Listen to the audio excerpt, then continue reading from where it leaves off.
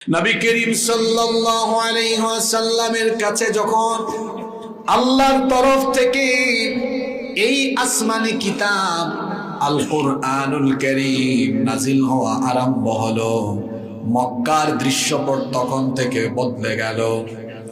40 বছর পর্যন্ত নবীজি কাফের মুশরিকদের চোখের সামনে বড় হয়েছেন, তাদের সামনেই তিনি দিনানিপাত করেছেন।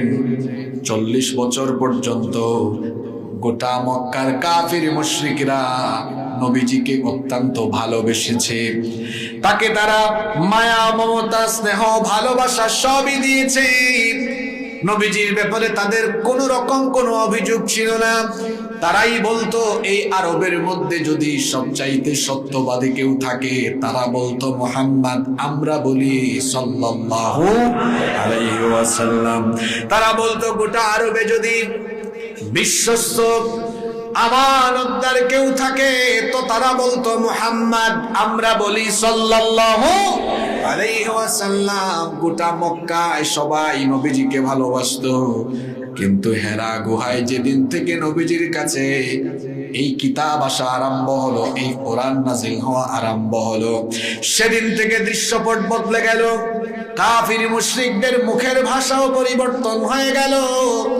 এতদিন যারা নবীজিকে বলেছে আল আমিন, এবার এই কোরআন আসার কারণে তারাই নবীজিকে বলে মিথ্যাবাদী কাযযাব, তারাই নবীজিকে বলে সাহির জাদুকর, কাহিন গণক, শাইর কবি, পড়েন নাউযুবিল্লাহ।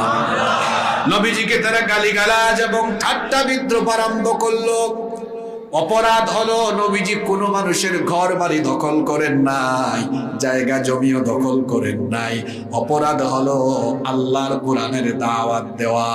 আজকের যুগেও এই রকম কোরআন বিরোধী মনোভাব এখনো সমাজে অনেক মানুষের মাঝে পাওয়া যায়। যে যুগে কোরআন নাজিল হয়েছে সেই যুগের কোরআন বিরোধীরা যেভাবে কোরআনওয়ালাদেরকে গালিগালাজ করেছে, আজকের যুগেও দুনিয়াতে দেখা যায় কোরআন বিরোধী লোকেরা স্বার্থ এবং ক্ষমতার কারণে কোরআনওয়ালাদেরকে মৌলবাদী, জঙ্গিবাদী বলে গালিগালাজ করে। এগুলো বর্তমান দুনিয়ায় তো নাই। আপনারা ঘুমাই গেছেন নাকি? এমন সূরা শুরু করলাম, এখানে ঘুমাইলে হবে না। আজকে কঠিন আলোচনা হবে ইনশাআল্লাহ।